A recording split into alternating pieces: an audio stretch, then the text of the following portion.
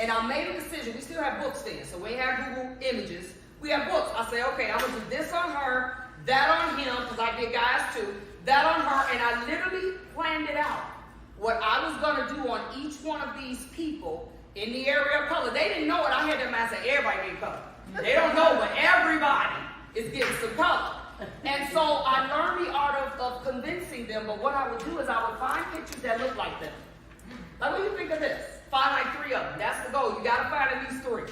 Find 3 pictures that look like them. And I would say, what do you think of this? Now, doing that today, I would have sent it to them before they even got there. But I would find those pictures. So usually it was only a question of how much. That's all they wanted to know was how much. I started doing that, and I started seeing how one ticket that was maybe $80, I wasn't ever cheap. One ticket that was maybe $80, $90, now it's like $250 and $260. So I just did the math. How can I get to this same $4,000 or $5,000? And how many highlights, lowlights, whatever it is, do I need to do in order to get here? Because I'm a numbers girl. So I did that, and let me tell you, when I was, like every month I had a quota. I needed to do X amount of people in color, and I needed to keep the money basically the same. So I had to start telling some people no. Most of them were regulars, but there was no room for people to fill in. So now, I got to spread them out a little bit. I can't do them every half hour. And so this was the cycle. I did that for about 2 years. And I saw my entire business shift. And I went literally in a 2-year span from doing over 20 people a day to like 15, which was wonderful. Because I knew I had to watch their hair, make sure it's color right. I also started hiring assistants that worked at color salons, people I could spit a formula off to, and they knew what I was doing. Now, they would do everything. They may do just a base color, and I would do highlights. I would always leave something. But I only hired licensed assistants so I could keep this thing going and do it the right way. I hired 2 girls that came from, it was a Planet Color or something like that. I forgot where it was. So they understood how to color. They knew how to take foils off. So this was my plan. It was an entire strategy. What I realized in this is where my gift and where my love was for business. So as I was able to retract back and not lose money, it gave me more time to focus on the stuff I really wanted to do. Because even when I teach color, I teach business. So this is the transition. It took me about 5 years. And honestly, if you do it now, I can help you come up with a strategy. If you do it now, you can do it in 2. Because everything now is virtual. You can send people stuff. You can do things a lot faster. Prices are a lot higher now. You can literally come up with a transitional plan for color. If you want to stay there, that's fine. But if you want to use color, color was the way that I leveraged my way out the shop. I still work in the salon, and I really don't have to. But I still love people. I still work in the salon. I work 6 days a month. I work 3 days every other week, and I still do about $7,000 to $8,000 on those people in a month. We're talking 5 people. I heard what you said. Ain't going back. We're talking 5 people in a day. My average ticket is $300 or $400 because that's what it costs. Because I put money into it. I didn't pay crazy amounts of money to learn how to do color, but it has now afforded me more time back. How many of y'all would like some more time back to do whatever? To just sit and watch Netflix all day if that's what you want to do. Just some time. So in that, I discovered my real love was for business. And my real love was for helping others discover what I had discovered. So I started a coaching group. It was organic. God just put his hand in it and it just went. It's called Aspire. It's ambitious salon professionals investing in real entrepreneurship. So I take you from foundation to finish. Whatever you need to fix, if it's broke, I can help you fix it. In that cycle of me now going into this business arena, what I realized I needed to really take it to the next level, guys, was money. When I say money, I'm talking about money that wasn't mine, okay? I'm talking about learning how to use other people's money to produce what I needed to produce for all kinds of things. So how many of you all have, I know you've heard the concept of business credit, right? How many of you all even halfway understand what it really is? You do? Tell me. What is business credit to you? Put your mask down. Just so, yeah, just what is business credit to you? I need to see lips. I'm like the hearing impaired, you know? Okay? Business credit is credit outside of your own personal credit. Okay, that's partially right. And who else said who understands what business credit is? I'm going to give you a skinny on it. Either one. leveraging where I'm not securing anything. Exactly. What were you gonna say? It just works different from your personal credit. Like personal credit, the more you spend, the less credit they give you. Business credit, the more you spend, the more credit you get. Okay, let me tell you all. Anybody else want to put their 2 cents in about what business credit is? Business credit is simple. It's letting your business assume its own identity, where it now buys its own whatever, buys its own real estate, buys its own products. It gets loans in its own name. It is establishing a totally separate identity using your business that is totally different from you. And if you build it, you will get to a point that you will not even have to personally guarantee anything. You hear about people buying cars in their business name? You hear about people buying real estate in their business name? Let me tell you what's not going to happen, though. I look at Facebook and Instagram and all this, and I see people talk about business credit in 30 days. That's not going to happen. Don't buy it. It's not going. You can start it, but it's not going to happen. Okay? It takes 1 year, and 1 year aggressively to literally build business credit to the point that you no longer have to use your social. The highest loan I've gotten to date on my business credit was $250K. Now, I worked extremely hard. You're going to have to get your personal credit a little bit in order in the beginning, but you don't have to fix it the way you need to. So let me tell you something. With business credit, I'll just read the top of this. This is actually the class. I teach this all the time. This is the most asked class that I'm asked to teach. It is going to be your business or your life. That is the question. For too many years, small businesses have tried to build their business. How many of y'all know about this? Exhausting all your own resources, your credit card, both mortgage and houses, all that, okay? To basically get your business to grow. And if you don't set up your business structure correctly, you will never have an option. Let me just run through this real quick. How many of you all are S-corps? You have your own business, you're situated as an S-corp. Yes? You too, Khadijah? How many of you all are LLC? Okay? How many of you all are sole proprietors? Let me tell you the first thing you're going to have to do is let me see LLC again.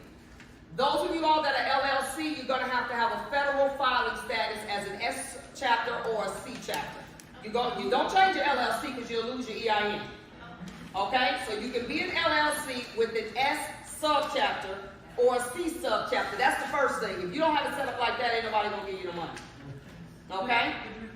If you are an LLC, you need to go to an accountant. It's a form, I think it's a 2858. It's a particular form that if you're an LLC, you have to now petition to the IRS. They usually do it. They don't trip. That I want to be filed as a federal status of S Corp or C Corp. Okay? This is going to help you get into these positions where you actually can get money that ain't yours. Okay? Grants and all of that. This goes for all of that. That's the first thing, your legal structure. Now, those of you all that are sole proprietor, you have an EIN. Who said they were sole proprietor? Do you have an EIN number? But it's under sole proprietor? You can't convert it. You're going to have to start over. You can't convert sole proprietor to a corporation. That means you're going to have to get a new EIN, and you're going to start over, which that might not be a bad idea. So that's okay. Okay? You're going to have to do that. For those of you all that are either going to transfer or add on and now be an S Corp or C Corp, make sure, write this down. Your SIC code, you need to be really careful about what you say. SIC codes are standardized. Everybody got one. No matter where you work, you got a standardized industrial classification. That means for this industry, we will be under beauty. That's the national code. I'm sorry. National code will be under beauty, and your actual standard or SIC code would say cosmetologist. The reason you don't ever want to say that is because everything you apply for, you're now high risk. Everything. I'm talking about even as simple as insurance. When I got disability insurance and I told them I was in the business finance now, it was $200 different than when I told them I was actually a hairstylist. $200 difference a month just because of my classification. Okay? When you want to, for those of you all that haven't started it, because you're going to have to say what nature of business you're in. You know when you fill out for your EIN, they ask what kind of business you're in? That's where your code gets established. So you have to, and you can change your code. Write this down. You can only change your code at renewal.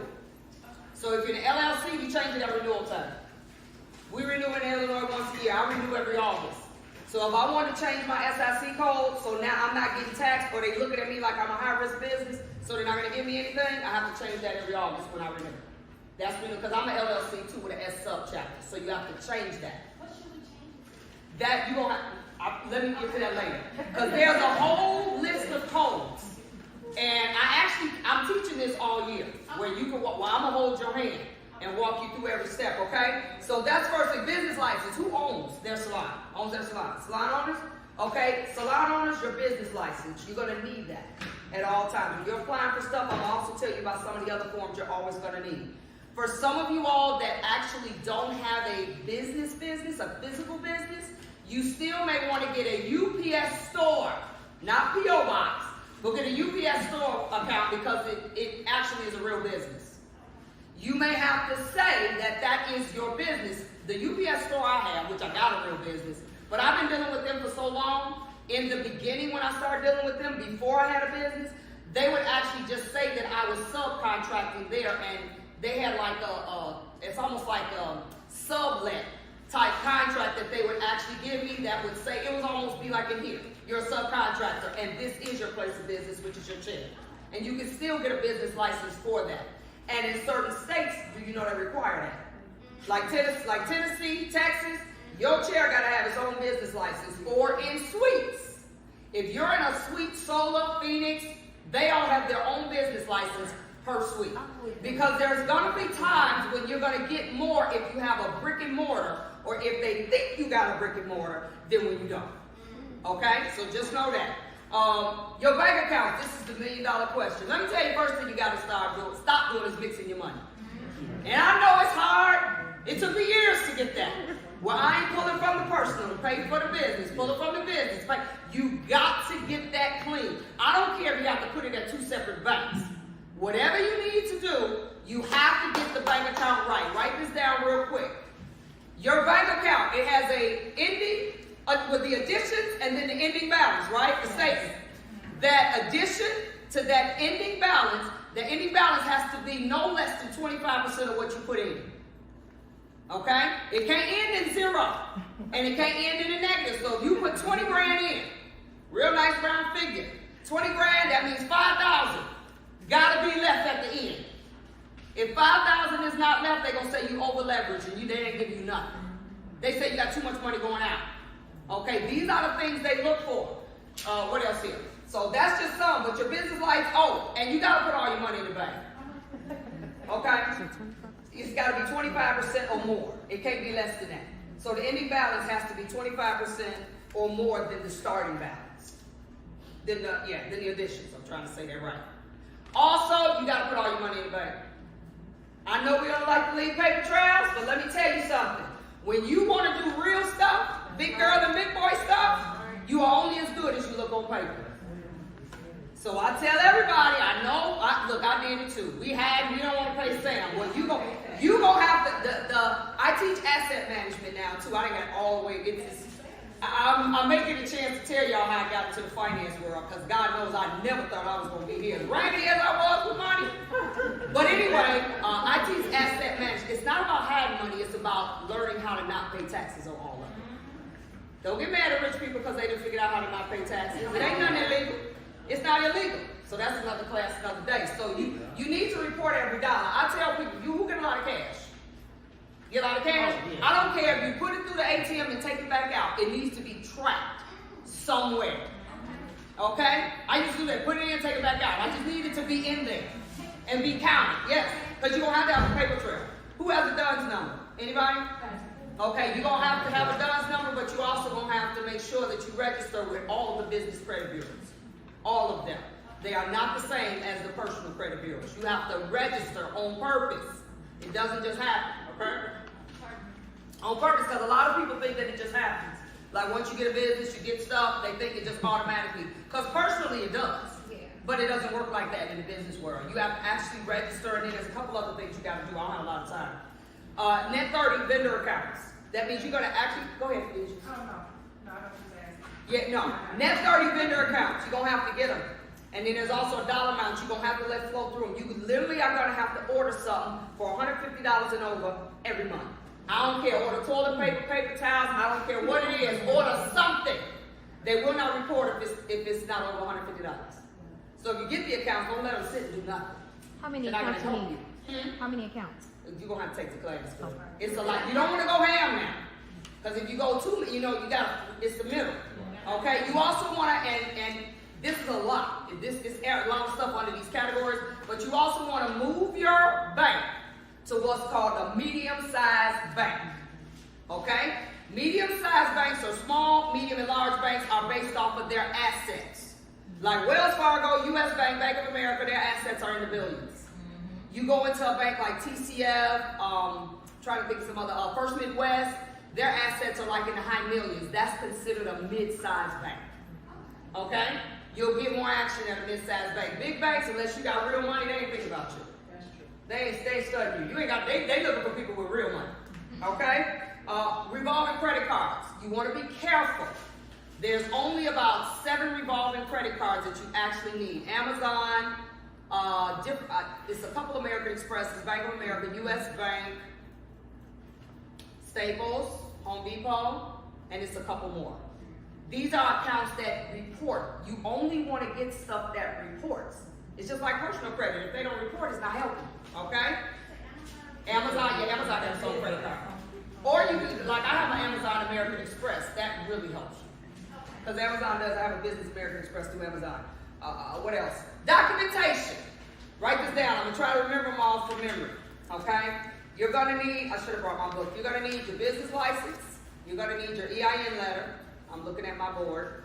You're going to need your articles of incorporation, bank statements, landlord letter. That's all I can think of right now. It's about 10 documents that you are almost always going to be asked for, no matter what you're doing. So this is going to be important. This is all the stuff. I'm just getting you ready. So whoever you're trying to get something through to help build your business credit, you're ready. I have all that stuff on my phone. I literally got to scan on my phone. So even if I'm out, they say, send me this, that. It's just a matter of just sending it to them real quick. Who keeps up with their taxes? Tell the truth, shame the devil. I know. Okay? If you ain't up, if your taxes ain't right, you got to get them right. Because they're going to ask for taxes. And what's going to really get you in trouble, look, we got all the people out here that can write dummy taxes. We know about all that. If they make you sign that form that says that they have a right to go and actually ask for your transcript, you're in trouble. So your taxes, yes. There was a person online who asked, or that's Trina, who asked if, I forgot the question. Okay, I forgot your question. Is the information attainable in your group? Yeah, no. I actually have I'm starting December 1st. I teach this everywhere for like 8 hours. It doesn't help. When I teach it for 8 hours, it's too much for people to know to actually do this. So somebody asked me, could I do like a year span program? So that's what I'm doing. I'm gonna hold your hand. We meet every other week. It's gonna be virtual because I got people from everywhere, and I'm gonna tell you exactly what to do based off of where you are. So if you're here, you need to do this in the next 2 weeks or the next 30 days. So I'm gonna have a 1-year program, and it's called basically the 12 things you didn't know about business credit, and I'm going to walk you through the process, because if you stop, you'll never get to where you're trying to go. You got to keep doing it, okay? 4 different types of business loans. You have peer-to-peer, venture capitalists, and what's the other 2? SBA loans and vendor loans. Factoring loans, that's what they call those. You're going to need to have a mix of all of them, and I'll break down for you. Who's got like working capital loans? Anybody got those? Like from PayPal, Square, where they give you 8% of your money? You got to pay it back. They take a little bit at a time. That doesn't help your business credit. Just so you know, it'll give you a nice little piece of change in your pocket. You know, you need vendor loans are also called factoring loans. That's where they don't give you the money. They pay your vendors. SBA, I said vendor loans, factoring loans, SBA, peer-to-peer, working capital, it's some more. My brain can't think of all of them right now. You take the course. And it's not expensive. It ain't cheap, but it ain't expensive. Okay? What you gonna say? I'm going to tell you. This was kind of Stephanie. I said, Steph, can I come and holler at your class? She's like, yeah. So this is kind of just me just coming. Okay? But I'm going to tell you about it. Actually, what I want everybody to do right now, send me a text to my number and I'll send you the link to sign up. My number is, here we go. It's real easy. Y'all done had this number since next test. Okay? It's 708-539-5600. That's my cell. I never give it up because I done had it since Nextel when they used to let you choose your numbers. Yeah. I got 200 numbers I've had since the early 90s. Text me. If you want me to send you the link, because it's right on my phone. And I can send you the link. It's got everything on there. You fill it out, submit it, real easy peasy. Okay? Different types of credit monitoring companies. You have different ones than, well, let me tell you this. No, not the credit bureaus. NAV. I will tell you that. Everybody needs to sign up to NAV, NAV.com. NAV is the best business credit monitoring service, period. NAV is going to show you everything you need to do, that you're doing right, everything you're doing wrong. It's going to give you scenarios, how to get in a different position. But all of this can be attained. You will get loans as we go through this. My goal is to get you to the point where you never have to put your name or your social on another thing. Okay? There are times when your social will not be able to help you, but your business credit will. Okay, when I said peer-to-peer loans, now peer-to-peer loans I personally like. Peer-to-peer is like Shark Tank. They lending you their own money. They charge stupid interest, but if you pay them back early, you almost pay no interest. But they'll give you your money in a matter of 24 hours. So you can get $100K in 24 hours. Literally, they just wire it to your account. But you have to have a reason to get this money. I will also teach you how to leverage people's money that you get on a loan and pay off other loans and do stuff like buy real estate. Do stuff like, I know Steph and them now do private label products where you want to always use it to make money. Don't use it to go shopping. You want to use this to make money. You can buy cars and you can write off the entire car. So there's a strategy to this, but it can be done, but it takes 1 year to do it. So y'all gonna roll with me? Y'all with me? 1 year, I'll hold your hand, take you through it. It's a lot of different ways to do it, and it's based off of what you need. I have about 4 of the people I coach now. I coach about 30 people nationwide, and all of them are not in the beauty industry, and everybody now, which I love, wants to buy their actual business. If it's a salon, they want to buy the building, which is great to me. So I'll also be able to show you how you can do that, how you can actually attain property in your business name. I'm actually getting ready to buy a doctor's office for Sweets in Calumet City. Doctor retired, so it's already roomed out. Beautiful. And I'm actually getting ready to buy that in my business name. Okay? So this is the kind of things that you want to do. In the pandemic, it was my lines of credit that saved me. I wasn't traveling. I only worked 6 days in shop, so we're not talking about that kind of money. And I wasn't doing much of what I normally do. So where did the money come from? I didn't have to worry about it because I have business credit. A lot of it revolves. So it's not like you get the money one time and it's done, but I'm going to also show you how to get it, pay it, and then your amounts go higher and higher and higher. So when you decide I want to do this business thing right, you're going to want to use some money that doesn't always come out of your pocket. Okay, where you're not always the one assuming the risk, because business is a risk. Hey, it's a risk. I don't care how much you know. I don't care how long me and Stephanie have done this. It's still a risk. I'm getting ready to buy a doctor's office over there, and I know I'm going to have somebody fill up these suites, right? Because it's a risk. It's still a risk, no matter what. But guess what? I'm not buying that with my money. I'm not using my money. And let me tell you how I'm doing it. She's charging me $74.9 for something that's valued at $310,000. So I'm going to use a $250,000 line of credit. I'm actually going to pay that, and then they told me I can get a loan to fix it up after that, and I can max the loan out, 80% loan to value. So that means I can get another $280,000 and then use that money and flip that. Are y'all with me? But my business credit, I can just take $75,000 out of one of the business credit things and pay for it. She only wants $74.9. She's like, I don't care. Wow. And it's 3,200 square feet. Wow. Fully finished. It's the bomb.